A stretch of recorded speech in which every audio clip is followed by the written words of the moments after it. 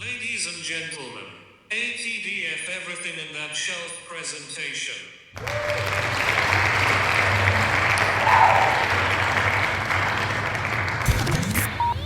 You're now rocking with TDF everything. Spoiled rotten.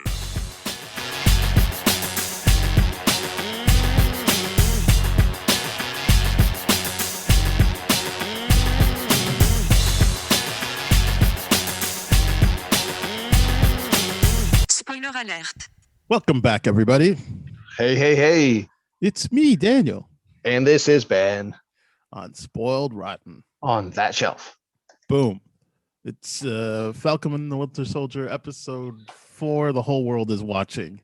Yes, sir. Gonna break it down. Very Yeah.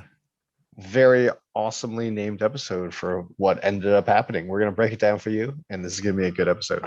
Okay. So it starts off in Wakanda 6 years ago, where I called her, I don't even remember what I called her, but I think her name's Io, not Ao. I've said, but anyway. Did we say Ao or? I definitely led with Ao, but it's Io. Okay. That would be on brand for us to mispronounce names all the time. Io definitely was a big part of, I guess, working with Bucky on breaking him out of the Winter Soldier programming.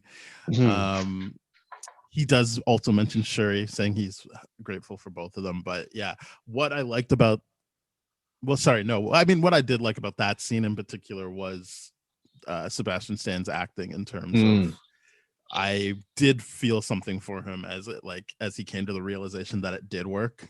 That he was free. I thought that was a very nice moment. That again, I keep saying it, that the show likes to take time to give you those human moments of obviously you see a lot in that scene of his being worried, like, are you sure? And her being like, I'm not going to let you hurt anybody.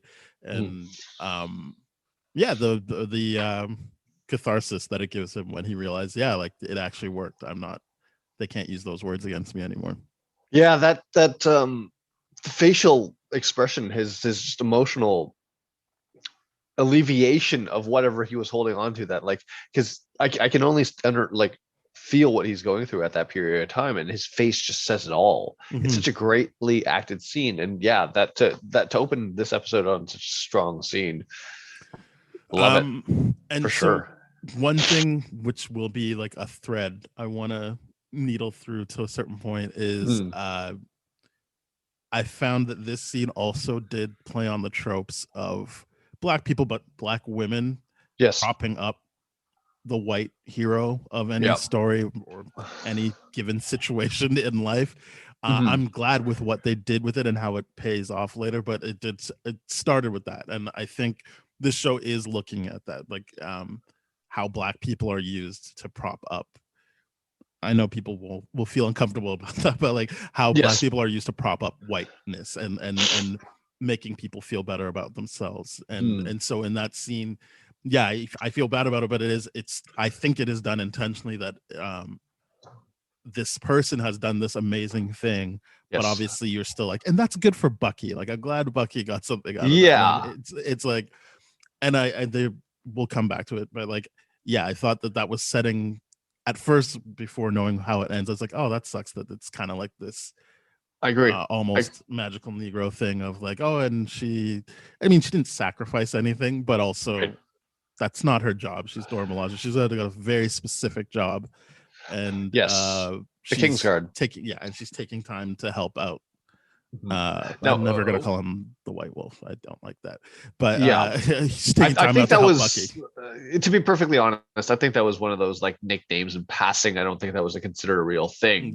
I'm just saying, I hear people like, he's the White Wolf now, he's not the witch. Something I will never. I don't want to. I'm not. Let's not rebrand him. Let's just call him Bucky. Let's call him Bucky. That's it. That's all he needs to be. He does a great job, and obviously she does a great job, but the focus is on him, and it is called Falcon and the Winter Soldier, so I'm glad they were able to land that moment. And then it cuts to present day, and she gets out the frustration I was feeling, that like, she's like, so you're just gonna help this guy, like, after all the work we did? And then that is when I'm like, okay, so it does feel intentional, that like, again, the white person's needs will supersede anything else. Like it doesn't matter that I'm not going to say the whole country, but Io and Shuri put in a lot of time to help Bucky, even though he was considered the killer of their patriarch. But like how it makes them look, even that like the person they saved is now like chumming around with the person who did actually kill the patriarch. Like all of that gets thrown out because he's like, well, I just got to. And I like that she was like, you got 8 hours, so do whatever you got to do, but I'm coming for him regardless, even if this is a means to an end, which again, you've been talking about that as well, that's a theme throughout the show, like a bunch of people trying to say, well, it's just a means to an end. But I did think that, again, obviously I'm looking at this show more of with the racial lens, and I thought like at least they're addressing it. Like, okay, so like she is calling him out as well. Like, so you're just gonna do this, even though that spits in the face of us and the bond that we one-on-one had as well. Yeah, like look at how Wakanda's helped you as a whole, and this is something that our society and our culture needs to kind of heal and really, really hold these people accountable, right? The first step was the Ulysses Claw kind of situation. Like, look how bad, like serious that was. Now you layer in the fact that Zemo assassinated their king, and you're just like, what do you mean wait at 8 hours? Like we helped you, we have a chance for revenge right now, and you're like, on some way, shape, or form, it doesn't seem like, from an outsider's perspective, from that lens, you're like, okay, I know you're still doing work, and I know there's great, like bigger things at play here, but you're still chumming around in Madripoor. You're still doing this. You're still doing this. It looks like you're pretty damn comfortable right now, and you're not exactly keeping the eyes on Zemo as you'd think that you were. Like it's you're not babysitting him as much as you think you are, and deal. And she's still gonna wait. And as an ambassador, he didn't ask for any time. She gave the ultimatum. She's like, you have 8 hours. But he didn't propose like, hey, I just need this. He just said like, this is what I'm going up to against. But it's still, he's in that situation where it's still like, yes, my needs are still being met before yours, and that sucks. But I really like that buildup. I really do, because you're right. When I saw the Marvel film scroll thing, that opening, like, oh, this is what this is, it felt me like, oh, this is a very uneasy feeling. You feel good for him. It's well acted scene on surface, but then there's so much complexity behind that, and it gets paid off with immediately, or he gets called out immediately. And the show does a good job of calling it out. Yes. I mean, there's certain people that I see on YouTube, this time not Screen Junkies, but I saw that they didn't like this episode, and I'm like, I wonder how self-aware they are, because I can see someone like that not being comfortable with an episode like this. I can see someone like that justifying is like, but look at what they're up against. There's like 20 potential super soldiers, and yes, that's a valid discussion. That's valid in many, many rights. Like you can argue those all the way home, right? But the point is, it's still that scene is meant, that sequence of events is meant to make you feel something. It's meant to show you something. Well, especially since before this episode came out, their headlines were like, ooh, did Bucky have sex with Io? And it's like, okay, if you want to reduce it to that, if you want to, I can see them being like, well, this episode wasn't that good. If it's like, oh, he's being held accountable for like his actions and being called out. But we'll move on. Because that's not what we want superheroes to do. We don't want superheroes to hold anyone accountable to anything, right? Because that's missing the point of what this is. So then Zemo, Bucky, and Sam learn that Carly bombed a GRC base. And this is where Zemo starts planting seeds in Sam's head about Carly just not being as good as Sam thinks she is. You're seeing things in her that aren't there, and I do feel like, the same way Bucky needs Sam to be, or Steve to be right about Sam, I think Sam needs to feel that he's right about Carly. So you can see Zemo like chipping away at that through this scene, which I think. But this one basically this scene really gets to the heart of this episode, and I feel like they've said this a bunch of times, but now they've named it specifically because they're not using stuff like Red Skull anymore, and they're specifically saying like, you know, like anytime you've got these icons like Hitler, and he does then go on to say Ultron and the Avengers and the Nazis and stuff, but like he's saying like that you become a supremacist if you start thinking you're like superpowered and you know best. That's when like things like white supremacy comes. And I did really like that Sam goes like, hey, those are our friends you're talking about, and Bucky has to be like, the Avengers, not the Nazis. Because I do think again this is the discourse around to me it always comes down to all cops are bad or whatever, but like people are like, no, it's just a few bad eggs, and it's like, why are you so comfortable standing next to or with Nazis or like people that historically we know are the bad guys? It's like, well, that's not all bad, or like trying to find some like common ground with people who are doing bad things. And I feel like this episode dips its toe into that a bit, especially with Sam, because he's thinking, well, you just made fun of the Avengers, and Bucky's like, so you missed the part where you talked about straight up Nazis. So like I just want to say no we're not friends with those. I like that. That was really, really, I like that. Like, just to be clear, because it meant so much to Bucky, right? Obviously. That's someone who fought in World War II would be like, exactly. Nope, not our friends. Very, very clear.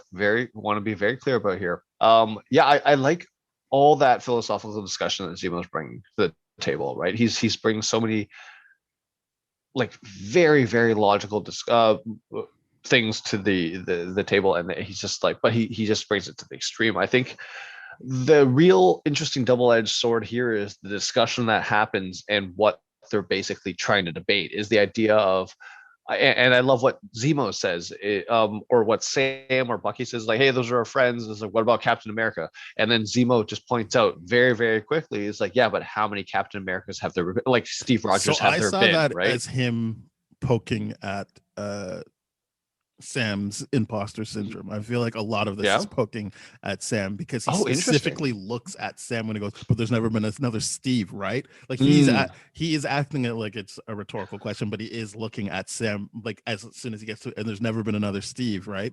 I know some people are like, oh, like maybe he's talking about just the other like the other super soldiers or whatever, but I feel, and maybe this is me projecting, but I'm hoping that if this show is doing what I'm hoping it's doing, a lot of this is directed at Sam, and it's trying to break him out of the stuff that you've even said, like how naive he can be about things. Yes. And I think that, if we are talking about being black and white spaces, a lot of that comes with imposter syndrome, which we talked about. It's why he gave up the shield. Yep. It's what a lot of people in the show feel, but I'm glad that they focused it on Sam as well. Yes. And I think that, he's basically, this episode in particular has given you highlights of how much Sam is the right person to take up the shield, because we'll get to it. But like, I think in this moment, it is Zemo kind of poking at Sam, like, yeah, you're right. Steve wasn't that. He got the serum and just still stayed a good person. How many people could you say would do that? And then looks at Sam, as in like, and you gave it up. Like, you could have done it and you didn't do it. And I think he is poking at him. I agree. I felt like there was a side of shade served up with that dialogue, in the sense where I think Zemo knows that he can read it off Sam. Obviously, that imposter syndrome, like the fact that Bucky and him are like quarreling in front of him about like, oh, why did you take the shield and all that kind of stuff. It's Zemo's ability to play that manipulative long game of like really, really getting to Sam and all this kind of stuff. But I think it's obviously going to pay off in a way. I think it's going to pay off. No, I should say obviously. I think it's going to pay off in a way where Sam really does do something really, really crazy by the end of this episode. And I really hope it's set in the stage that both Sam and Bucky are. So it's going to be pretty incredible, I feel, what's going to happen there. But it is really, I sense shade there when he said what he said and just directly looked at him. I was just like, oh, even if Zemo wasn't, I'm like, the show's really pointing at that fact, right? And that's why I'm saying I'm hoping, because I'm hoping that Mhm. Zemo is that person that is using mind tricks. I know people kind of just Oh think, yeah, whatever, I won't get back into it. I said it last episode. I feel like it's weird how people downplay the mind games that Zemo plays. Hmm. I think people are just like, oh, like he's just some soldier and he had a plan. I'm like, yeah, it was a very well thought out plan. Yeah, I feel think like that's what he does, is he plays people against each other. We'll get to it again, like some of the stuff that he does, that Yeah. he likes to keep control, and a lot of that Mhm. control is throwing people off balance.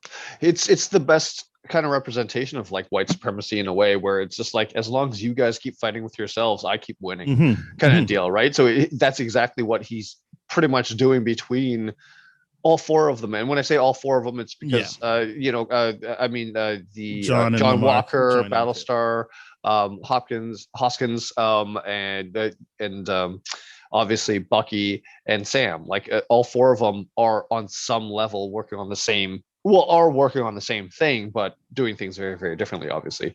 But yeah, his mind tricks here are brilliant. I mean, we saw his mind tricks on full display in Civil War, and it worked. So Yeah, it's just, when people are downplaying it now, I'm like, I don't think you're giving Zemo enough credit. I think you're just being like, oh yeah, he had a weird funny fist pump scene and that you're obsessed with that now. But I'm like, no, he's got some mind games playing right now. We're going to see dialogue come into play. Even if you didn't see Civil War, you don't introduce a character with "I'm reading Machiavelli" and then just be like, yeah, he just must be some guy that is kind of, just kind of weird or whatever, likes to dance. It's like, no, you introduced him in this show as someone who reads Machiavelli.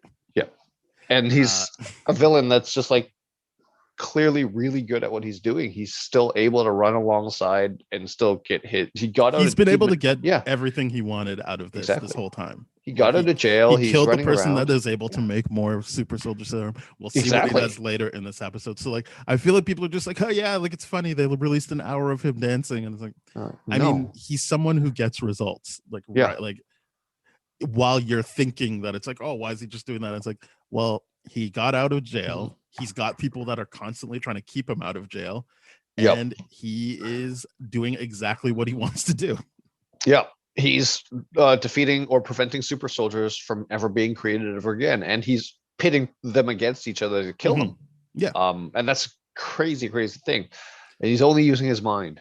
That's the greatest part about it. He can fight, but he uses his mind. Yeah. Anyway, so they basically, the end of this scene is that they plan to go to Dunya's funeral, because that's probably where they'll see Carly. Correct. And they have the funny back and forth about what's a TT. I did like that dialogue back and forth. It was very interesting. Flag Smashers, there's no dialogue. They just hear, like, I think this was planting the seeds of the Flag Smashers, like, wait, are we the bad guys? Because like the news is basically saying this person died, he had 3 kids, and it's like, I don't like that part of it. Like, I get that they're fighting for something, and I do think this episode kind of treats them as an extreme version of BLM. I know we're dealing with superheroes. I'm not saying it's a 1-to-1 comparison. I'm just saying, right. And we'll get to why I think that later, but it is. I see the Flag Smashers as an organization like BLM that people think are like, it's very easy to be like, well, they're destroying everything. But like, you listen to what they want, it's like, it's a very reasonable thing that they are fighting for. Yes, it is technically dismantling certain things, and that might seem scary. But if you look at what people actually say, it's like, oh, that actually is reasonable and very logical. So and it's not that they, and that's why I just want to say this before we move on. That's why I said they tried to make Carly look like a bad guy in episode 3, because she actively was like able to get what they needed out of that, which was the supplies rebuild, and then still killed people. And I'm like, that's where Carly as an individual starts to come into question, not the Flag Smashers, because if I'm going with this BLM analogy, it's not that they would go to a protest to kill people. It's that like they're basically saying, we are willing to die for these rights and freedoms. And so it is the white aspect of it that escalates things, and then Yes. it leads to danger. But it shouldn't be that you're like, you got what you needed, and then you're like, and now I'll kill you just because.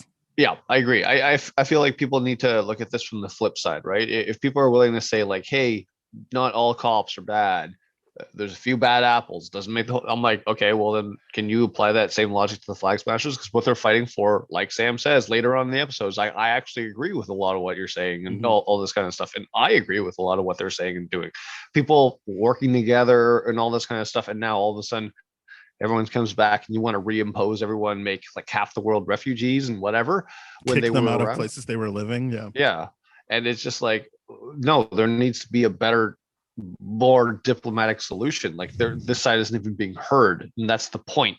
It's that they're not being heard. If they were being heard, I none of this would have gotten here to this escalation point. Yeah, but no, it is what it is. Like, I think you're saying the same thing. Is that like, yes, it absolutely. is that insertion of the GRC, which you can read as Correct. whiteness, the concept of it, that is like, well, we need to be on top, so yeah, they attacked us, to get broken up because things were going well, and it's like, no, we still need to, the supremacy thing of like, we still need to be on top. So sorry about that, but this is happening now. This is our narrative and this is our story. So this is how you fall in. This is how we're going to paint you. And it's a very, very, very real case of it all unfolding in front of your eyes. And I really like it. So then Sam, Bucky, and Zemo go into town and they're looking for clues. And it's very clear that like Sam is acting like, what else is he going to do? We already know he can't really do undercover, but like he is Sam. He is who he is. He's Falcon. So people don't want to, but he is going around like an American, like, hey, talk to me about this. Hey, it's like, there is this thing of he's metaphorically talking down to everybody. Yes. Whereas Zemo legitimately sits down, is on eye level with the person he's talking to. Also gives the thing of, she's an old friend. I want to pay my respects. Yeah. Way more. I mean, yes, he's using the Turkish Delight candy. That seemed to be a thing for him, even in the scene before.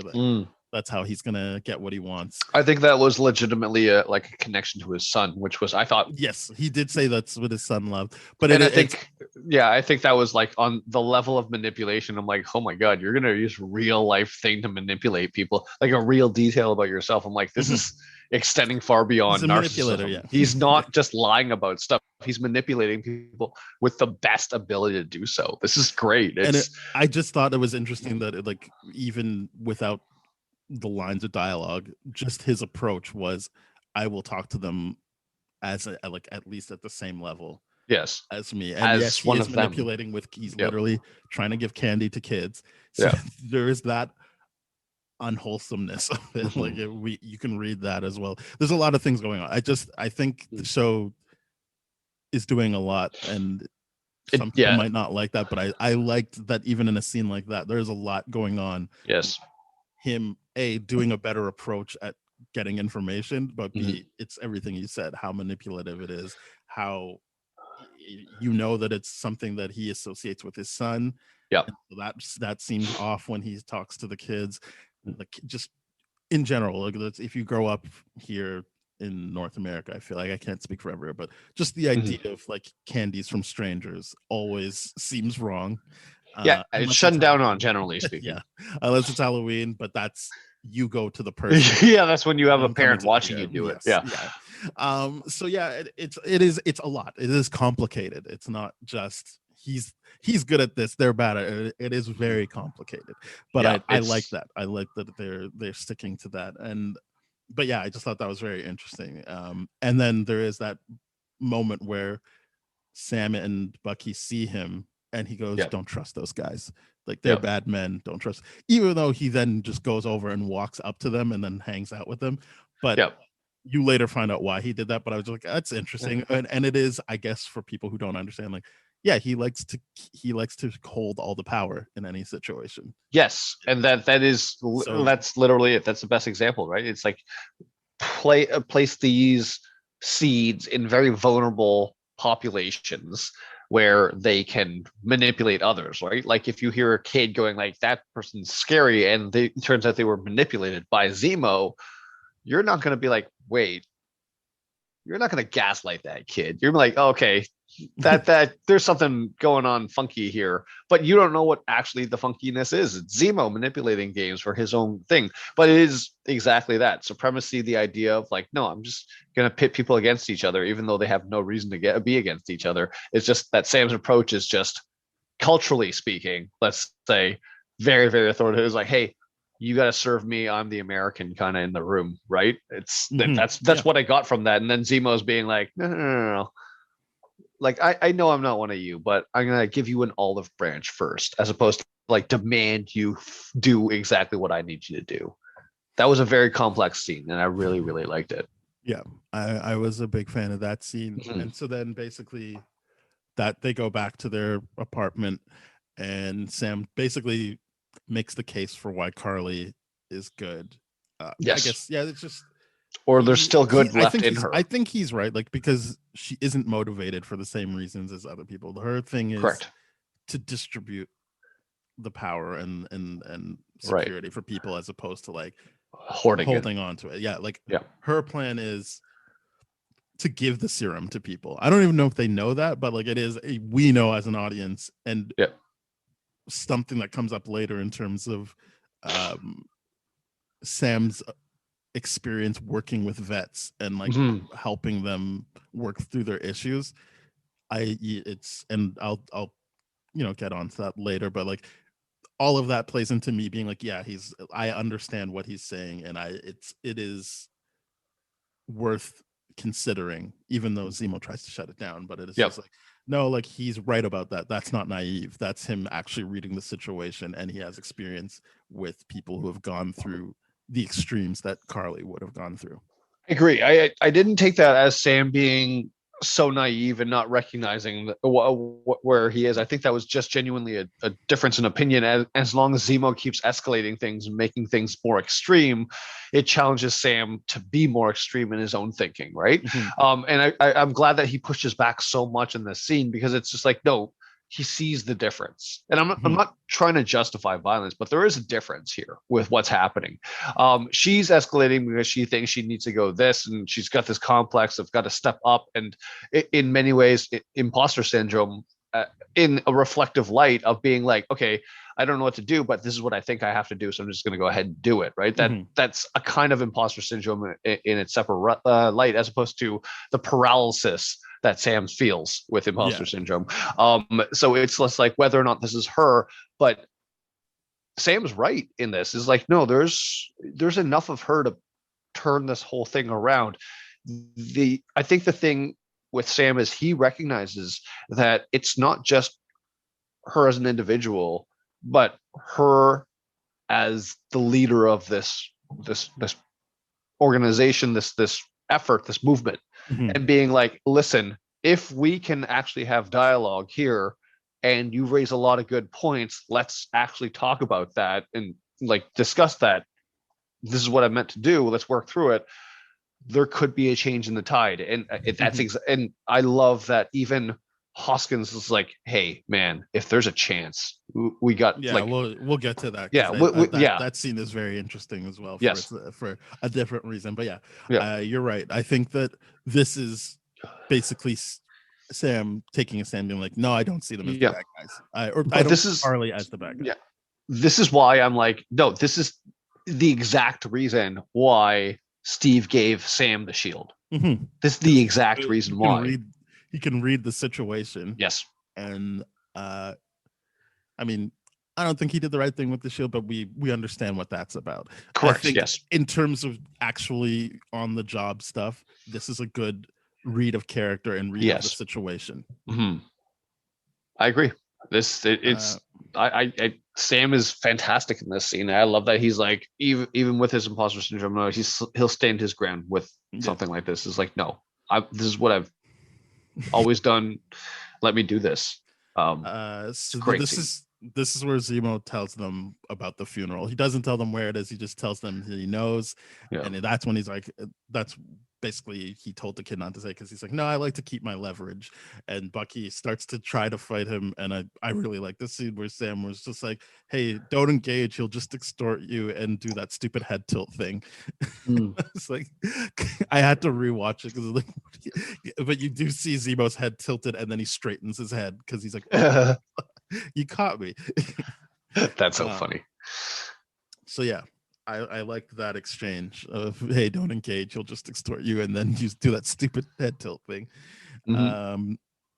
Again, a good read of character of like, there's no point in trying to like get into it with him. Yeah, he's just like he's roping you in to play his game.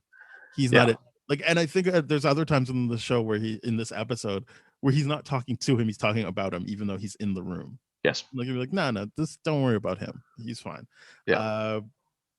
So yeah, that was good. And then Sharon comes back on a call, and I'll be honest with you, this is a thread that I completely forgot about. But she's like, yeah, I got some satellites I can work with to get you the information. I don't even fully remember how that plays out, but yeah, that is basically that. And yeah, her stuff this episode is a little bit weaker, but I find it's because Sam's stuff and Bucky's stuff is so strong. I'm like, wait, that is I where honestly the thought we right weren't now. going to see her again. Yeah, I thought we weren't going to see her again for a couple episodes. I get it. They needed to give them more resources to figure out that last scene.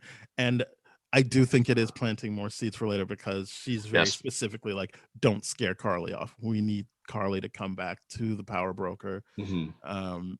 Because she's like, please let this play out. Don't like do anything to make her run, or that will get her killed. Because it's very clear that the need is for the super soldiers, and I guess they don't know what's about to happen later in the episode, but she has some super soldier serum, so they need that. So that's the point of that scene. I don't know if there was a bigger point to it, but yeah, it's kind of like Sharon comes in to help give them some more surveillance and satellite stuff. Now here's where I think this is the big thing for Carly, and I will give shout outs to New Rockstars because they gave me a new layer to the scene. Or maybe it's Mr. Sunday Movies, I can't remember now, but anyway, they gave me a new layer to the scene, because basically this is where Carly gets the hidden doses and is like, am I doing the right thing? And her friend, I guess his name's Nico, is like, yeah, of course you are. Like, if it scares you, it's probably because you're doing the right thing. And my grandfather fought with the Allies, so I always had like a thing for Captain America. Obviously, he's the guy that gets killed by Captain America by the end of the episode. So I was just like, that is quite the sad layer to add to it, that the one guy on the Flag Smashers that likes Captain America and looks up to him gets killed by him. Yeah. But that layer, that was brutal, because I was just like, the entire time that was happening, I'm like, I remember that dialogue for you. I did not remember it. That fear, that we'll get there, but like, wow, remember this dialogue for later, because that's rough. It's rough. Like, because she's like, oh, I don't know if I should make fun of you for that, and it's just like that. This is where he pushes back, and he's like, no, because Steve was the right person to do that, and you were the right person to take on the shield. And I don't know if they're playing Carly as half black. My assumption is she is half black, right? And it's another case of a black character being told like, this is your role, like, hey, you should use like, and I'm not saying this is white people, but it's more like another person noticing like, you are actually the right person to take this on later. This is the type of hero people need. And he says like, you're the type of hero that will show people they can't afford to keep their hands clean, which again I see as BLM. Like, they can't afford to just be like, oh no, we did some stuff and sent it to Congress and we'll see like what they say about it. It's like, no, like they are the heroes that are out there showing that yes, there's a pandemic, yes, but like we're also being killed anyway, so like this is something we are willing to get our hands dirty on. Yeah, absolutely. It's what Carly is doing. That's what hopefully she's in it for, because we can see that throughout this episode, and I said last episode as well, she is losing a bit of that. And the hope is she can hold on to the human part of it, but it does look like she's losing a bit of it. The idea of like keeping your hands clean. It's got to be this. It's got to be this. Is I think it's such a judgmental thing that comes from a space where it's like you have to participate in our program in order for it to be legitimate. And I'm like, well, your program is not legitimate because it pushes other people down. It's not nowhere close. So it's just like what, like it's just another avenue to dismiss people. It's like the supremacy thing because nobody there is no right way to fight that, right? Yeah, like you're either Colin Kaepernick and then you actually get canceled, and all he was doing was kneeling. Yep. He was doing it respectfully. And people are like, look at those terrorists. There is no right way to do it. No one will ever appreciate that way of doing it because it is about that power structure and keeping. It's not an accident that like Black people, Asian people feel minimalized. That's not an accident. It's not like, it just happened to be like that. It is kept. It's very intentional. Yeah, it's very intentional, and it's very successful, unfortunately. And like it's getting your hands dirty. Is like there's no other option. It's just like, what do you think we've all been trying to do for like the past however long, ever since World War II? Like, if World War II was a stand against injustice, then I guess the whole tide shifted at World War II, and we're still not doing a good job. We're doing a terrible job. Don't get me wrong, this is the best it's ever been, but we got a long way to go, is what we're saying. And this show does a lot to show you. Most open for dialogue, I would say. Yeah, absolutely. It's the most open for thing, but yeah, it's not good. Not good great. At all. Yeah, but it's just we gotta lead to action now. Conversation time is over. Anyways, let's go. That's that scene. I keep threading along the BLM stuff, but I think that this was Nico being like, yeah, you are the right person to hold that shield. And Carly's basically said, I'm gonna destroy that shield. Like there's no chance I want to hold it. And I don't think that's her talking out of that's not her talking out of imposter syndrome. That is her knowing exactly that that's not what she wants. She doesn't want that iconography. I would agree with that. There was no part about that was like, no, the moment I get it, if it was ever an option for me, I would destroy it because you would, because it's not like, oh, now it represents, it still represents something within their narrative. So it's just like the idea of like, no, smash the narrative. Is perfect, and reconstruct or rebuild or whatever, but the idea is break what is fundamentally broken. Yes. So John and Lamar show up. Yes. They talk to Zemo and Sam. So this was that scene that you were talking about that I thought was interesting, because basically Sam stands his ground and he's like, no, this is what we're doing. And I don't know how Wyatt Russell is playing it. To me, it read as him being like, how the hell is this Black person talking to me like that? Because he then goes to Bucky and he's like, are you gonna let him do that? Which I get could mean, are you gonna let your partner endanger himself like that? But it mostly read like, you're gonna just let your Black guy talk like that in this moment. Like, that's how it felt to me. You're gonna let him like, hey, get control of your Black guy. Is how it read to me, which I enjoyed that aspect of it. I was like, no, he can't talk to me like that. And I did like that it was like, again, Sam leaning on his VA skills of being like, I will do this because this is what I have done. This is my experience. And as the white Captain America, he's like, nah, I know too. And I know better than you. So we're going to do it this way.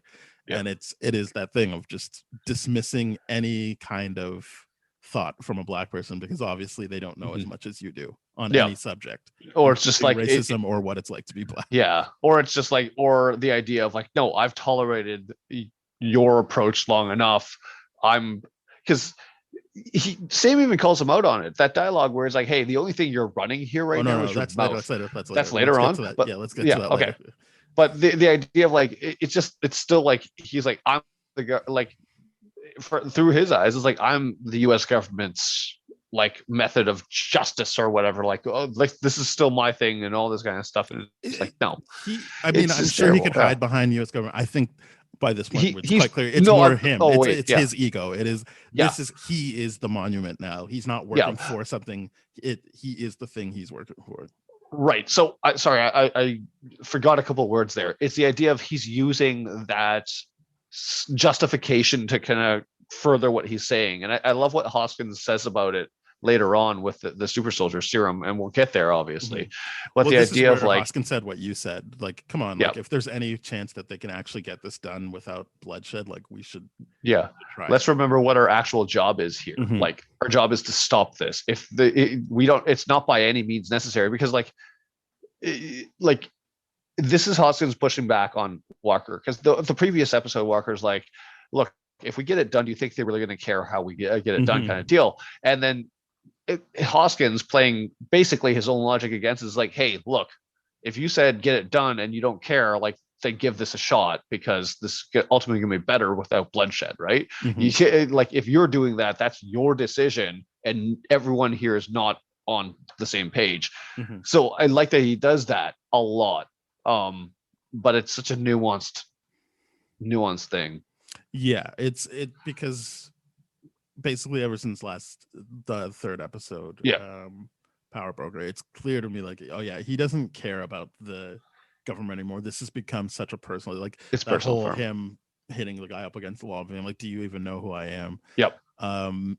And yeah, this, because he doesn't even use like government talk in this episode. He's just straight up like, I'm doing this because, like, and I yeah, you're right, like, it's Hoskins having to be like, if you really want to get this done properly, let them do this then. Like, it's the idea of like, it's funny to me because that scene is it's so nuanced, because the idea of like, when people come up like, hey, if this is really what you're about, if you're really about gun ownership, gun safety, and all this kind of stuff, and here's something that you're not even listening to, and all this kind of stuff, these arguments and gun ownership, but there's so many different versions of this argument where it can be replicated. It's like, if you're truly about what you say, then why aren't you paying attention to this kind of deal, right? It's no, if you're against this kind of treatment of people, then why are you for this thing?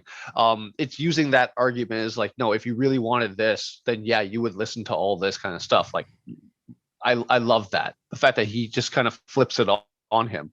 But it's this interesting idea that he's like having to still work within the system. Like, that's how you work within the system to kind of get the results that you want. It's like you have to play that narrative of like, okay, yeah, he's the one in control. And that scene was really, really rough, because like, you're like, yeah, Hoskins, you still have to like make the white person feel they're leading the charge, because that's exactly what Hoskins was doing in that situation. Is like, yeah, let's get this result, this is a better thing, but I have to submit and play to your pedestal or wherever you think you are, to be like, hey, even though everyone here has outvoted you, we still need to convince you to do this. And that's bullshit. That's not democracy. Yeah, it's like, oh yeah, like, he has to say okay. So yeah, Zemo basically walks past them. He's like, yeah, there's my associate. We see the kid again, and he lets them in. He even gives her money for her family. And then they go, and basically Sam decides he's the one going in, because that was the whole plan. And basically John right away handcuffs Zemo, and he's like, you got 10 minutes. And it's like, well, okay, so we're not going to give this a fair shot then. And that, I don't go completely in order with my notes here, but the general idea is Sam goes in, Carly pays his respects.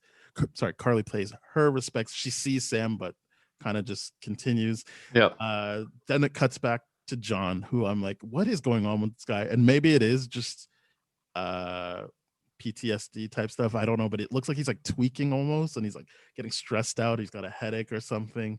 He does seem like he's got some PTSD stuff going on. It's made clear later that he hasn't taken the serum yet. So like, I was just like, oh, like, because I was thinking like, oh, is this like some kind of like transitioning with the serum? Maybe he did take it, but it's like, no, it just, I guess that's just his PTSD or something. That's one thing that I know. He can't deal with this. He can't deal with not. It's like he can't deal with just not being in control, because like in that situation, like every time he does it, he's just not in control. He's got to wait on someone else's calendar, or wait for someone else to do something, or for someone else to agree with him, and he just kind of starts tweaking out and all this kind of stuff, right?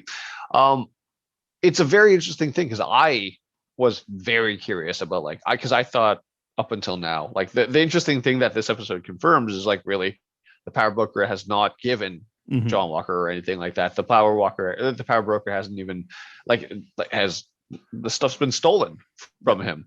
We know this from last episode and this episode. So it's very, very interesting to see him react this way. I'm like, are they going to play up the PTSD angle to justify everything, or what's going to go on there? Because like they're still addressing a lot of his perspective, right? The idea of like, I don't know when this dialogue happens, but him and Hoskins being like, it's funny. You keep saying that those medals, you keep bringing that up. We'll get to that. I'm sorry to cut you up, but we'll get to that because that's later. I hate to do that to you, but I do. No, you're right to do it to me because I keep forgetting what the sequence of everything is. Yeah. Okay. Perfect. But yeah, that is later. Yeah. And so sorry for cutting you off. I know that must be frustrating. I just wanted to make sure that it's fine. Yeah. Gave this scene its due, and then that's correct. Have that conversation because it's a very good one. Yeah. Basically Sam and Carly talk, and I really like their chemistry together. I feel like this is a very good example of case for Anthony Mackie, like really working well with his scene partners. I agree. I feel like he elevates a lot of his scene partners. Yeah, he does. But yeah, so they have this really interesting talk, and this he says he understands her, which speaks to her. Like I feel like you saw earlier that she was looking for some kind of affirmation, and some confirmation that she's doing the right thing from Nico, who kind of just was like, I don't know, yeah, of course you are. Whereas, it's not like Sam said something specifically, but it did mean something to her that he was like, I might not get everything, but I get you and I understand you, and that seems to really work with her. And I thought that was really good. Yeah, that they had that moment. Well, because I like that he's able to read the fact that she feels so alone right now, even though she's surrounded by everyone, even though everyone, like, she's in a very unique position that she is not ready for. And like Sam's able to read that, and through that dialogue, it's fantastic because he's like, that's why she's like looking to connect to Sam. I guess like, he does say some things like, I get the hurt you're feeling, or like the scare that you're scared and you're alone. Yeah, he does say that. Yeah. But yeah, because I think that she on some level recognizes that he is in the very same boat with the people he's around too, like with the whiteness and all that kind of stuff around him. But it's the idea of like, you're being asked to be in a position, like basically he's 1 or 2 steps ahead of what she's being asked to do, right? If she's being asked to take on the flag smasher, like head honcho position, then Sam was asked to do that exact same thing, but Sam decided to give it up. He had made his decision, and now he's dealing with the consequences of what that looks like. But where Carly's at right now, she hasn't made that decision yet. That decision's being thrust upon her, and she hasn't said yes. It's a very reluctant, like, she also hasn't said no. She makes a lot of cases of like, I'll do this. I will make that decision when I mean. Yeah, it's very much like, if I was in control, this is what I would do. But I don't know about it yet. Like, that's what I get from her, and it's almost like the idea of she's almost reaching out to him to be like, what would your advice be in this situation? I read it more like they want to work together. Like, she definitely wants to work with him. She says it later, but I read this scene as her being like, oh, this is someone like I could actually work with. And it's also, so here's where I take it for Sam, because I feel like this was, and I know it's kind of broken up, but I just wanted to talk about this as a full chunk, where basically he goes, hey, he doesn't say Zemo, but he's like, someone I know who knows a lot about super soldiers actually called you the supremacist. And she's like, everything I do is to fight supremacy. And I feel like those are like the respectability politics that are put around BLM of like, well, if they really wanted this, they should be doing it this way, even though like they're going up against this rigged system. And yes, she does slip up when she says, well, they're just roadblocks in my journey, I kill them again. But it is that's on her, not on the idea that they're doing. Like, I feel like he tries, I think he even says like, yeah, I can get with what you're fight, just not the way you're fighting it. And it's like, that does feel like respectability politics. Like, you should be fighting it a very specific way. But if you agree with what they're doing, I kind of think it's the flip of what you were talking about in terms of like, in this case, no, she doesn't need to kill people unnecessarily, but also don't try and like limit how she is trying to do this thing that is the right thing.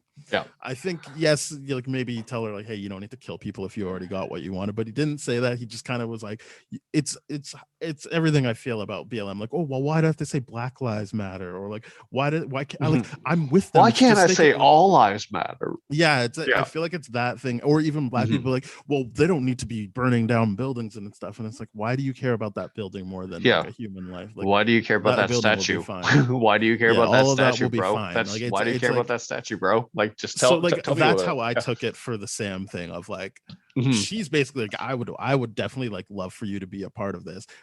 But he's kind of like, well, you know, maybe if we changed a couple of things, and it's like, I don't know. And yeah, it does get kind of muddy because of what she did in the past episode. But Mhm. I think just as a thought experiment, it did feel a bit like the discourse around BLM, especially when you start introducing the respectability politics. Yes. That are really just used to limit them, and used by Black people, not just white people or other people of color. Yeah. And that's why it was important that it was Sam saying that he's like, Mhm. you know, maybe you're the supremacist. It's coming from a supremacist in Yep. Zemo. And like that's how you flip the narrative on them too. Like, well, they're the ones that keep pointing out racism. Maybe they're the racists. Yeah. And it's like, nope, Yeah. that's not how that works. It's funny because I mean, like, I know very much what that's like, because like that's definitely been said about me and in my crusade against racism in my profession. They're like, hey, have you ever considered the fact that you're bullying the profession? I'm like, what? I'm Mhm. bullying the profession? Okay, it's a really messed up gaslighting, like really complex Mhm. gaslighting thing to Mhm. be like, oh, have you, like, don't get me wrong, there's a critical thinking point where it's just like, hey, have I become the thing I hated? Sure. Yes. But Yes. when you do that, that's more of a self-reflective question, or when it really, like, it's a very, very complex thing. Like, oh, I'm glad you brought that up. I'm glad you brought that up. Yeah, it's a very complex thing to be like, I want to fight what you're fighting for, but I want to do it this way. I'm like, okay, cool. Yeah, and I'm You thinking do it like, that I way. guess then just say separately, because I do think Yeah. it takes people protesting in the streets, but also other people like being in politics Yeah, and trying to make actual policy changes. It does I take agree. everything. It can't just be the one thing. But I I also agree. don't think it's like there's only one way to do it either. It's like it No, looks there's like so many all ways. of these Yeah. things working.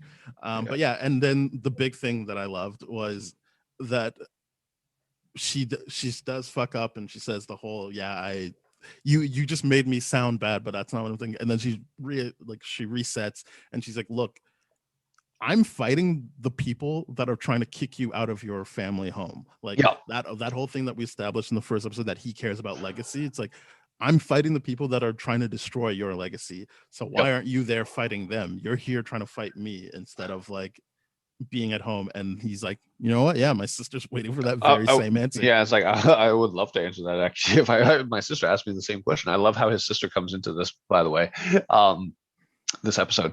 But yeah, this is We'll get there. yeah, we will get there for We'll sure. There's dialogue there that I know I want to dissect and talk about. But yeah, this is a fantastic scene of like him playing that dialogue and that like discussion of like, hey, I'm gonna just be playing that really, really big important devil's advocate for you right now, like as a checkpoint, if you will. Like his you know, it's so it's a very basically interesting before scene. that happens is there's that brief scene where John is like ready to go, and Bucky's like, it hasn't been 10 minutes, like, don't patronize me. And you just see like he feels that's how he's dealing with his imposter syndrome, is like, well, everyone's making fun of me, that's what this has to be. Yeah, I have to get the results. So he I tries to barge this. in, Bucky stops him, and that's, I guess that was made for me when it was made clear, oh, he doesn't have the serum, because like, oh, it's so easy for you, right? Like, because you have the serum flowing through you, so all of this must be so easy for you. And it's like, oh, I guess he really didn't have it. Fair enough. And he goes in, and he basically just goes in, tries to arrest Carly, which ruins any kind of rapport, ruins everything that she had with Sam. But he was kidding somewhere with her too. Like, that was the most frustrating thing about it. Is just like, no, what? Just because you were impatient, you needed to do this, and your like fucking whiteness was inconvenienced for 10 minutes. You just went ahead and screwed everything up. So yeah, Come that on. happens, which then leads to John Walker. Yeah, he really sucks. So that He leads to sucks. basically you then notice, oh, Zemo's out of the cuffs. Yep. And you see everyone scrambling, and then Carly gets into a room. Zemo's there. He shoots her, which makes her drop all the serum, Yep. all the doses she has. And I never thought that he was going to take it. I guess some people thought like maybe he would take it for himself, but I'm like, no, I'm pretty sure he knows that he doesn't want that. Right. He doesn't need it. He's got money. He's a baron. But he smashes whether or not he was with going to take the thing himself. Yeah, Oh no, there was no question. I'm just like, yeah, I think he after just looked killed at it to be like, Dagler, yeah, this is it. This is for Yeah. sure it.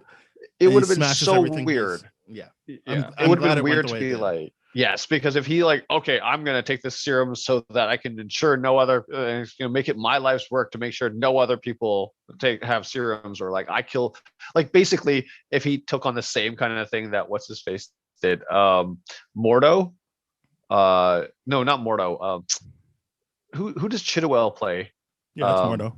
That's Mordo, right? Yeah. Well, it's like, oh, too many sorcerers and everything like that. So he starts culling off the population of sorcerers and wizards and all that kind of stuff. But yeah, it's really, really. Yeah, so it would never would have and happened. She's like, oh Yep. fuck, I'm fucked. She Yep. gets out of there, and you realize there's one left.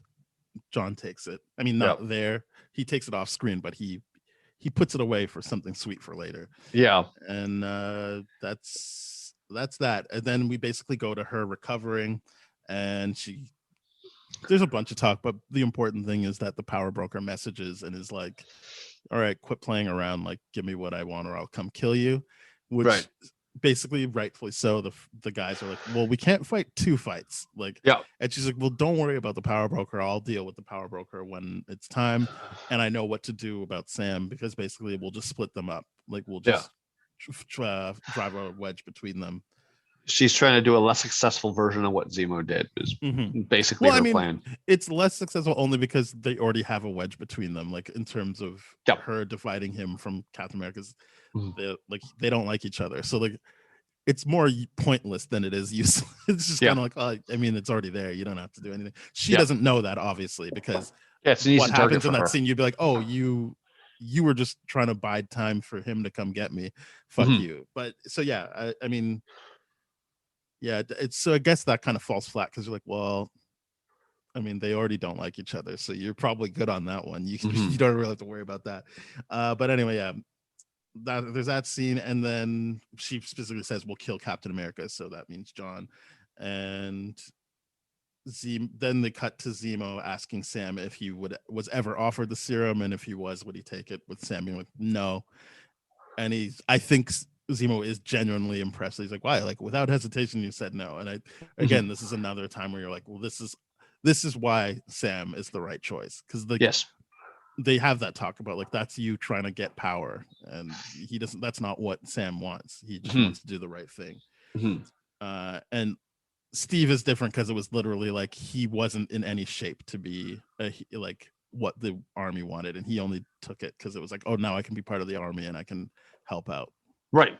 He took it to fight, to be able to help and defend. Where other Sam people. can already do it. I know people joke around. He does have the wings, which gives him an extra bit of force if he uses his jetpack sometimes. Sure. Like, I feel like he doesn't need the serum. No, and we've already seen, and I like, sorry, go ahead. We've already seen that like John can throw the shield without the serum. So because I felt like people were like, how could he ever control the shield if he doesn't have the serum? And it's like, well, we've now know that John could do it. So Sam can do it too. Then he doesn't need to take the serum. And I did see footage, because I remember in the first episode I asked if if Black Widow ever used it. She did, but I feel like she used it to shield herself, and then she passed it off to Steve. She didn't use it to like as a weapon. Yeah, I don't think that was the case. I think it was because I'm just remembering from the Black Widow trailer, that opening little thing that they do. But yeah, it does show her with shield. But I mean, like, anyone can pick up a shield and use it defensively, and then like, hey, or Cap, because they basically say it's like a frisbee. Like, Ultron says it's on purpose. But yeah, basically, so you can if you can throw a frisbee, you can throw the shield. But how well you do it, that's the question. And Zemo basically says because I think they switched it in the trailer. It's him saying superheroes shouldn't be allowed to exist, but I think Yes. that's just the altered take of super soldiers shouldn't be allowed to exist. Yep. And Sam pushes back with like, isn't that how gods talk? Like basically saying like, you're saying that because that threatens your power. It's what I said last episode about Zemo. It's like, yeah, he's not in this because he wants like the world to be safe again. He wants it to go back to like him being on top. Yeah. He would be on top if there wasn't a thing such as super soldiers. Yeah, and he would be on top if Sokovia didn't blow up because of super soldiers. It's him manipulating his way back, clawing his way back up top, for sure, through whatever way, shape, or form he's going to do it. And then this is where John and Lamar come in to arrest Zemo. It's that line that you said, the only thing you're running in here is your mouth. That's what Sam tells him. Love that he says that. It is fantastic. It's so good. Basically, he calls out John again for overstepping with Carly, which is the thing. And I was surprised about this. John was like, all right, let's fight. Let's do it. I'm putting down the shield so it's even. I'm like, really? That's your move? Like, what the fuck? But anyway, before he can, the Dora Milaje show up, and it's a great fight that involves everyone but Zemo, even though everyone's there for Zemo. Everyone's fighting but Zemo. He's drinking, and he kind of walks off. That was weird. I thought it was great. I loved it. It was definitely like, great. But it was like, no, fuck you, John Walker. Get out of our face. If you like, don't touch me. And Io even says like, well, the Dora Milaje have jurisdiction anywhere they are, so you can fuck off with that kind of talk. And then even Sam is like, you might want to fight Bucky before you try to fight the Dora Milaje. He's so condescending and so misogynistic in this scene. It's just like the whole, like every part of it. I'm just like, I hope he gets his ass kicked. I hope he gets his fucking attitude adjusted and put into place and all this kind of stuff. And obviously like, he does. Yeah, Sam's like, oh, you should do something, Bucky. And Bucky's just like, you're looking great out there, John. And then he stops Io from killing John because they're not killers. But this was the payoff to those first two scenes for me. The idea that this white person has been propped up by black people. It's actually an instance of those black people taking back their power and giving him that check of, like, she does the pass on his arm, takes his arm off. He's still a super soldier, yes, but I do think he puts a lot of stock into that arm that he has. That arm is a lot of his defensive and offensive capabilities, for sure. We've seen her taking that off of him just to remind him, like, she let him keep it. It was just like, just remember, like, we gave I you made this. you. Like, and even the shield, which I have heard like might not be vibranium, but like even the fact that one Dora Milaje takes the shield back as well, it's like, that's made of vibranium. That's their shit. Yeah, that's their shit. Might not be, but like it's like at one point they take back all of the things that have propped up these white men to be able to be as powerful as they are. And I think that was a good arc for me throughout this episode of like showing, I agree. Like, yes, once again it's this black woman giving of herself to help this white man, but then at the end it's like, don't forget it. Like, I did that, and don't forget it. Like, I can dismantle all of this whenever I feel like it.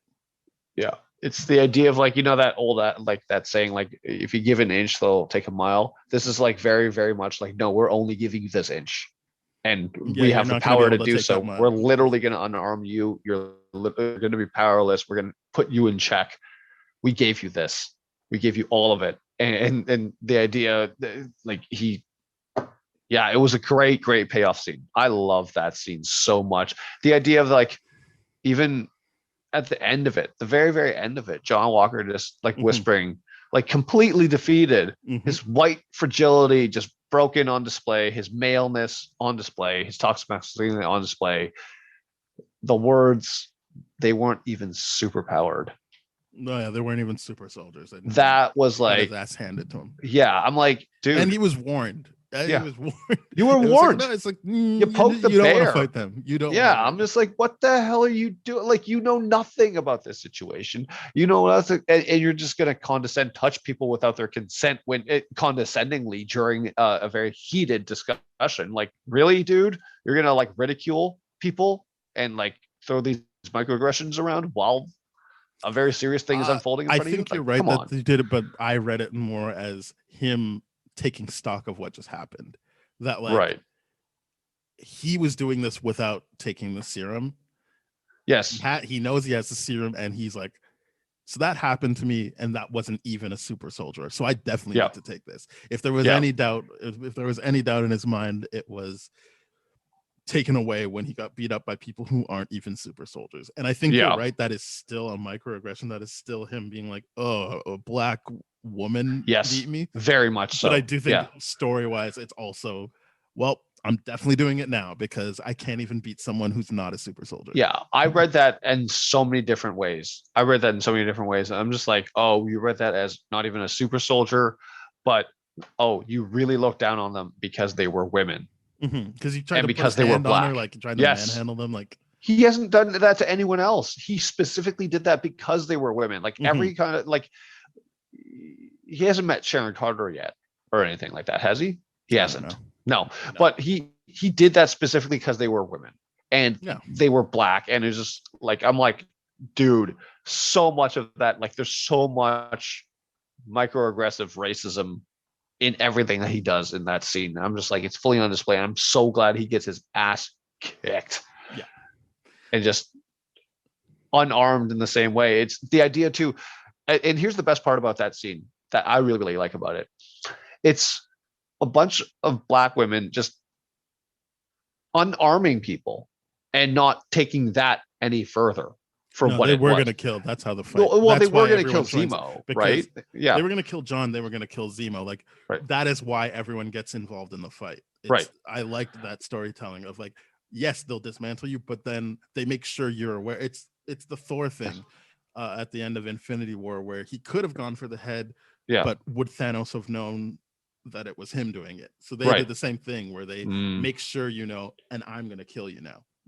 They break you down so that you're on your knees, and it's like, and now look what's going to happen to you. So it's like, oh, okay, so that's how. Okay, and then that's what gives Bucky or Sam or Hoskins the chance to like jump in and be like, nope, don't do that, because otherwise they would have just killed them, right? Unless, and I'm not saying they're showboats. I'm just saying that is what happened. Like, it is like just it's why they take off the it's why they take off the arm. It's why they leave the shield. It's like, you need to know who is doing this to you and that it can happen again. And it will, and it's just because we didn't just go ahead and do it. That's why you're still standing here. But it's like that. Go there if we need to. Yeah, it's like that Batman dialogue in the Dark Knight Returns 2, like the animated Frank Miller one, where he goes to Superman beats and was like, hey, I want you to know that like in the comic as well, obviously that's where it came from. Well, it's like that dialogue where it's like, I need you to know at the end of the day I beat you, and that's exactly what they were doing. It was great for sure. So they were, it wasn't just that they were dismantled, it was that they dismantled so that you were broken down, and then you were aware of who was about to kill you. That's very cool. Yeah. But okay. I read that slightly differently, but yeah, that's why everyone was jumping in, and Zemo was able to just pick, and I'm out. Right. But yeah, I think, the next scene is Lamar and John kind of like licking their wounds, and that's when Lamar was like, yeah, definitely I would take the serum. Are you kidding me? Yeah. And John's like, aren't you afraid of what it's going to do to you? Which, again, I feel like that's the theme for Captain America's over is, aren't you afraid it'll make you less human? And Lamar's like, well, it just makes you more of who you already are. So yeah, I'm fine with that. Yeah. And then he's like, yeah, but like, and I think he says like, yeah, like Carly Morgenthau to them is a monster, so she became a monster. Yeah. Steve Rogers isn't one, so he just became a hero. And then pointedly so, John's like, but what about me? He's like, well, you got the badges, and this is where we get into the conversation you were talking about. I like that what about me question is like, please validate me. I need a black person to validate me right now. It's just anybody to validate him. But yes, it is important that it's a black person doing it in this scene. Yeah, it's to me extra important, but it's just like, I need someone to validate me. I need to make sure my white fragility is like, okay, or whatever it is. But it's just like it's forcing other people to put his ego back together. And being like, no, trust me, you're a good person, you're this. And because specifically what he's saying is, basically he is probably saying like, but I am a monster, but you don't think I Yep. am, right? Like, tell me you don't think I am. And then it's Yeah. like, he never says you're not. He just says, but you've got 3 badges. And he's like, yeah, for doing things we know they wouldn't give us a badge for doing, like, nowadays. Yeah. And, like, we know the truth about that. And I think this episode did a good job of like kind of bringing it back and being like, yeah, he's bad. You don't have to like, you shouldn't like him, but he's not just, he didn't just go crazy. He's dealing with the very real thing of like, I could very easily lose it, and he does later in the episode, but like I could lose it at any moment.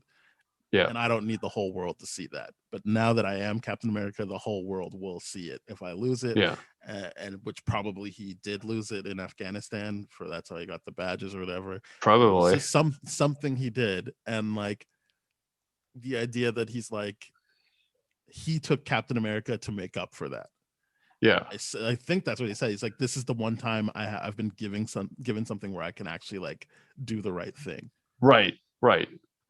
So it is, I mean, we know that realistically, when in the heat of the moment, it's a power trip for him, but yes, he is legitimizing it as like, yeah, but this is how I make up for the bad things I've done.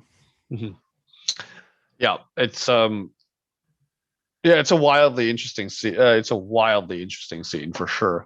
There's so much at play there. But it is his need for everyone to validate him, hold him up, and like that insecurity that just, it's a very human scene for a very it's a human scene. big It doesn't make you like him, character. but like it's human. Yeah. It's just like, I understand what you're feeling, but I'm not gonna justify what you're doing, because and what I think you're doing is worse. Lamar says like, yeah, we saved a bunch of people, but imagine how many people we could have saved if we had the serum, which I do think ties into later when he can't even save Lamar, even though he's on the serum. But like it is, just kind of like that building into that guilt. Making it like feeding into a savior complex for sure. Feeding into a savior complex for sure. It's like, hey, you can save all these people and all this kind of stuff, but look at how many more people you use, and just building up savior after savior, being like, I'm building you up into the Captain America character that you need to be, kind of deal, right? It's crazy. This is really the next thing you wanted to talk about. Yes. Which is Carly calling, is Sam's sister Sarah? I think so. She calls. I wrote down Sarah, so I hope that's what it is. You take a look, but you keep look it up.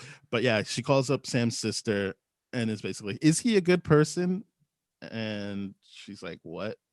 And then she's like, would you have chose? Like, she didn't say would you have chosen him. She was just like, I think Sam's sister is like, well, that's not my Captain America. I didn't pick him. And then she's like, well, I mean, who would you have picked? And she's like, I don't care who it is, because he represents a country that doesn't care about me. So I don't care who the mascot is. Such a great line. Fantastic. And I really like that she's just like, I reject all of this. I'm not choosing one of them. Like it doesn't matter, because they don't care about me. And she's like, well, all you need to know is Sam is definitely not working with that Captain America. And then she's like, well, I hope you're right. And then she goes too far again, because she's like, you give him the coordinates to meet with me. And she's like, why? And she's like, that way he knows I'm serious, because I will kill you. Or maybe she didn't say kill, but she's like, or maybe I'll come visit. She threatens AJ. Him for sure. Like, no, I mean, I'm just saying you can infer what she means, but it is that she names her sons, kids, and talks about where she will meet them, which is behind their house by the dock. Like basically like being like, I know where you live, I know who you care about, I'm coming for you if you don't do this thing. So it is taking it too far, because it's like, you could have just ended on like, oh, that's really good to know that I can trust him, if that is what, if that was the point of the call, which is not the point of the call. She takes it too far, just like the whole bombing, because she is losing that human element to what she's doing. She's letting the ideals just take hold of everything in service of it, right? It's just like, but justify it doesn't even sit well with her when she's done the call. She's like, absolutely. Fuck, why did I do that? But, and she'll have another moment by the end of this episode of doing that. But I think, And I love that. Episode And it is 3 made Sarah, it by the seem way. like okay. Yeah, it is Sarah Wilson, by the way. Good. I love that dialogue that she has there. It's so perfect, man. To be like, what do I care about this country doesn't care about me. Why should I care about its who plays its mascot? It's And I don't think like, amazing. at first I was like, is that like a presidential thing? Because I'm never one to be like, oh, don't vote. It doesn't matter. Like, Right. you definitely need to. Actually, yeah, I don't feel bad about saying that. You should definitely vote. Like it's Yeah. not cool. But I do think it's important that she wasn't talking about who the president was. She was talking about Correct. literally who I think that was very important to add. I don't care who the mascot is. Yes. Yeah, I agree, because it's just like the voting is very important. Like definitely go vote. I appreciated the mascot line for sure, because that very, very clearly is like, no. This is your mascot. Yeah, Captain America is a mascot, because you don't vote on like. Yeah, like she doesn't. It's not like care, Captain 'cause it America doesn't for 2024. Like you're Yeah. not hearing stuff like that. It's just like, no, Captain America. That's it. And was used as propaganda in World War II and used as propaganda now, because it's just like, oh, we're the blip. We got to reestablish, we need new hope. But the funny thing is, the new hope is like reestablishing the boundaries and borders of America and reestablishing that threshold. That's what really is establishing, right? It's a part of this, that, and that's why the Flag Smashers hate it so much. Is like, it's a representation of like, yeah, old ways are coming back. That's really what it is. Then basically, Sam gets the information.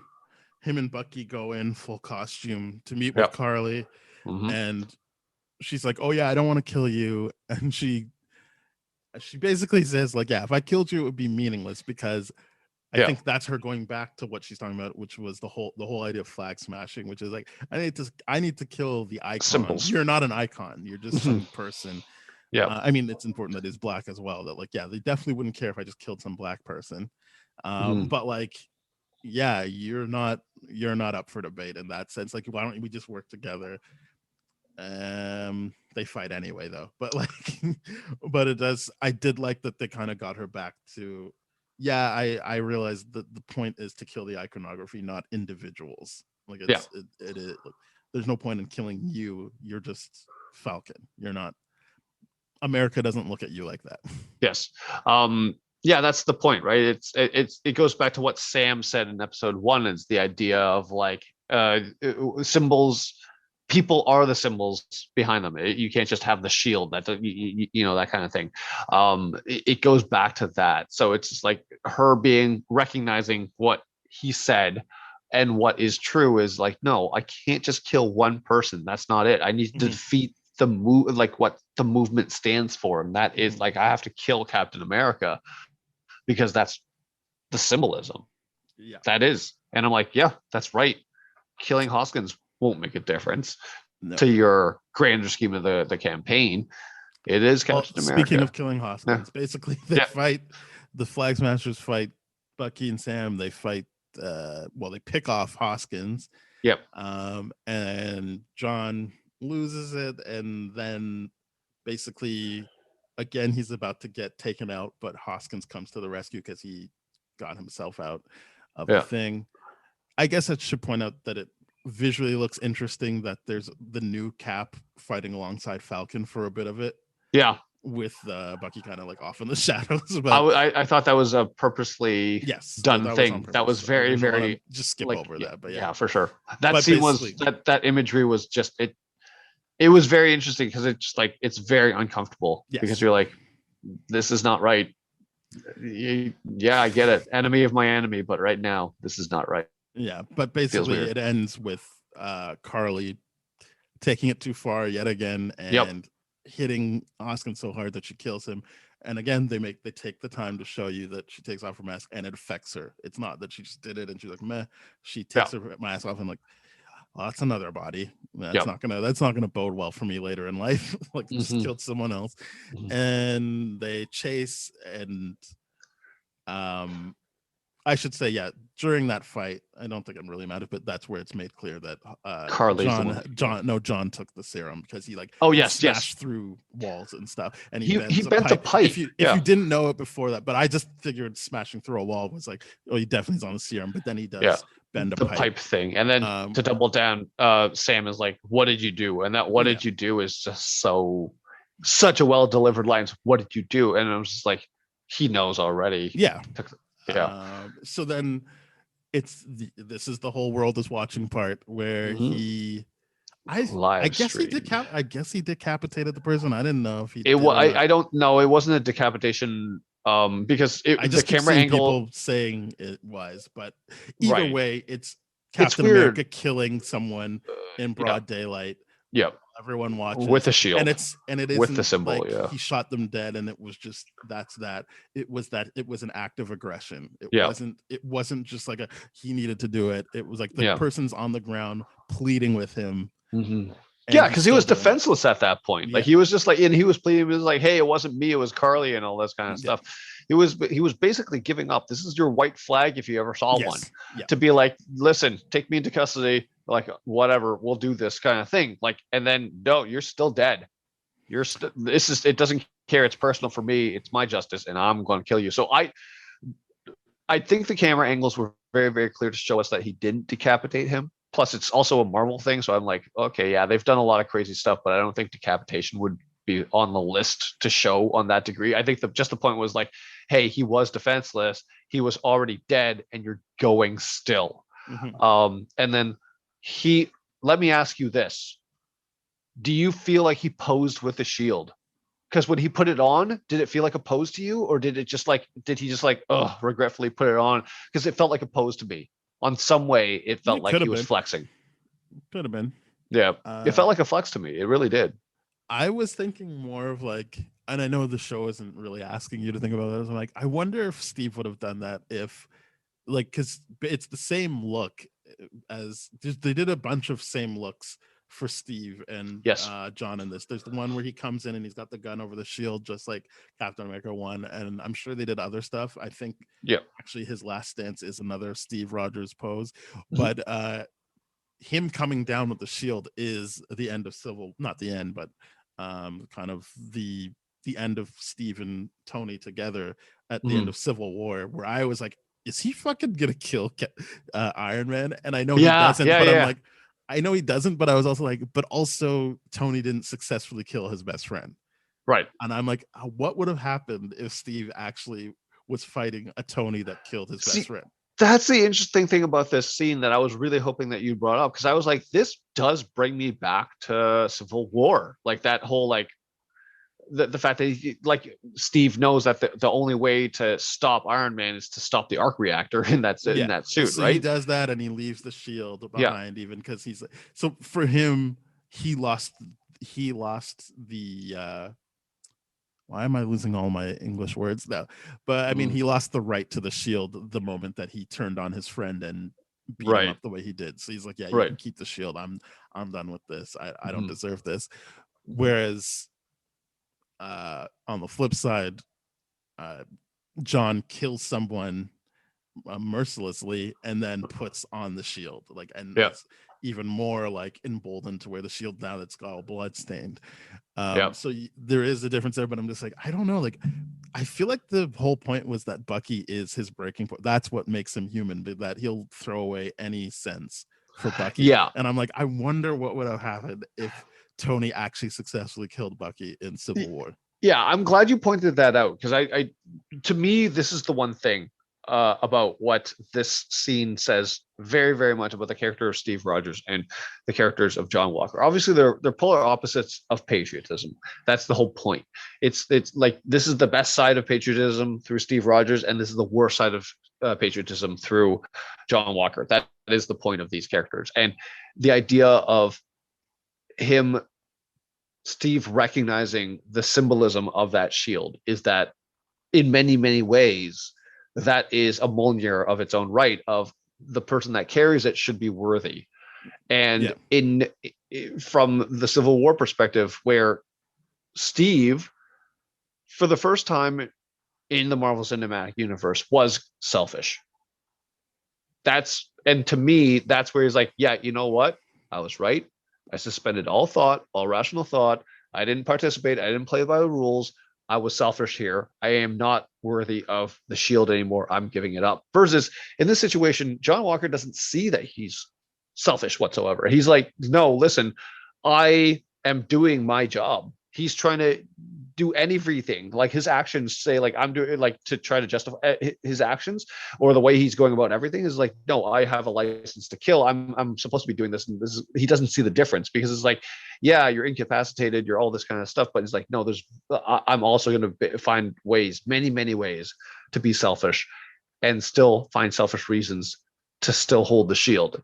It is that idea of, instead of Mjolnir deciding who is worthy, the most worthy person will hold the shield, and that's why it's so jarring, that image with the blood all over it, because it's like, no, even Steve being selfish for Bucky, he was not considered, he did not deem himself worthy to hold the shield anymore. Yeah, but you're doing it, even without that. It's crazy. They're different people. Well, that's very different.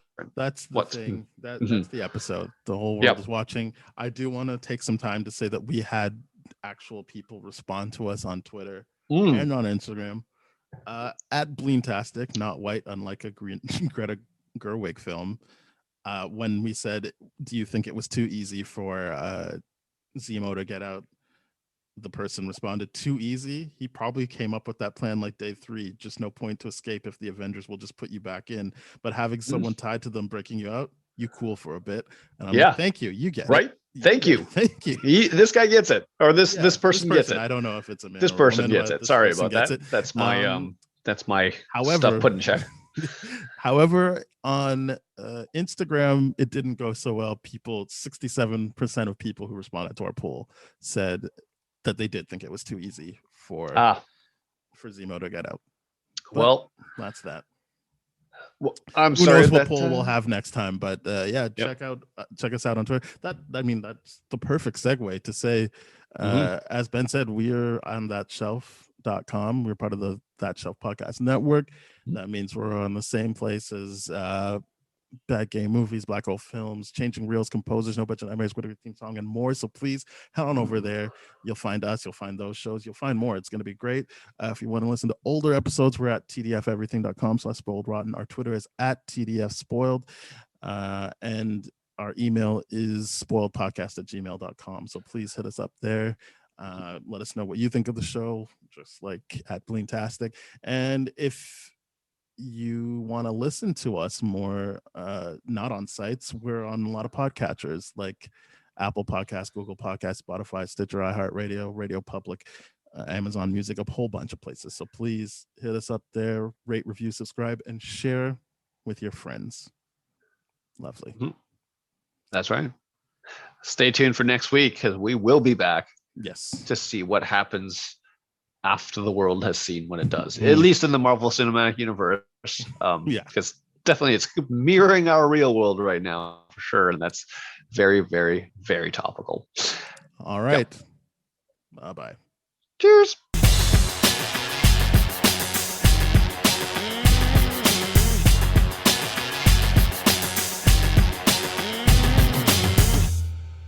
This has been a TDF Everything production, brah.